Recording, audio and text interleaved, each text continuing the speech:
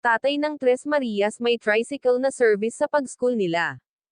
Yan po ang ating pag-usapan ngayon. Bago ang lahat, mapagpalang araw mga sa inyong lahat.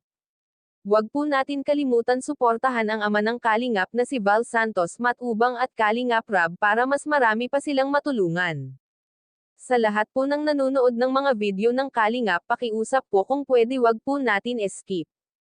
Dagdag tulong na rin po yan. Napakalaking tulong po sa amin na hindi kayo skip. Mga ka-viewers, nagulat po si Rab at nalungkot nang malaman niya na ang tatay ng Tres Marias ay hindi na pala nagtatrabaho. Samantala po marami kaming binigay na mga gamit nila sa bukid. Sayang lang po at hindi nila ito nagamit, sa madaling salita po ay nakastock lang ang mga ito. Marami rin sa ating mga netizen ang nagsasabi na imbes magsikap po si tatay na magtrabaho kasi matutuwa siya sa mga binigay namin. At ang akala talaga namin ay patuloy si tatay magtatrabaho sa bukid kahit nandyan kami para tulungan sila. Napakahalaga po na may trabaho si tatay para naman ang aming binibigay na tulong ay may pan kahit papano marami silang pagkain at pera. Para yung ulam nila hindi masyado magastos kasi kumakain naman po sila ng gulay. Hindi naman po sa nakikialam kami, ang amin lang ay sana tumulong po si tatay lalo na mag-aaral ang mga bata.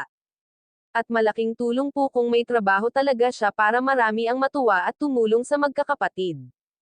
Ibig sabihin po nun hindi lang sila umaasa sa tulong na galing sa Kalingap. Kaya mga ka-viewers, sana sa pagbalik namin may magandang balita sa tatay nila na may trabaho na. Mga Kalingap, maraming ang nagsasabi na dapat may service ang magkakapatid sa school, baka malayo ang kanilang school kasi para masigurado na safe po sila. Naisipan rin naman na bilihan sila ng service para dagdag tulong na rin. Ang tanong po kung marunong ba si tatay magmaneho kung sakaling may sasakyan na sila para mahatid sundo ang magkakapatid na ito.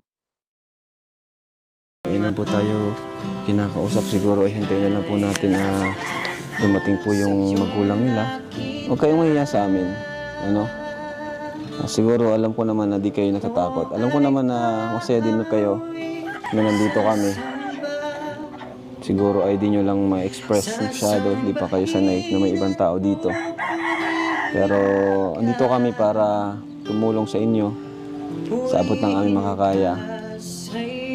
Dito kami para tulungan kayo makapag-aral. Kasi sayang. Sayang ang panahon. Mga bata pa kayo.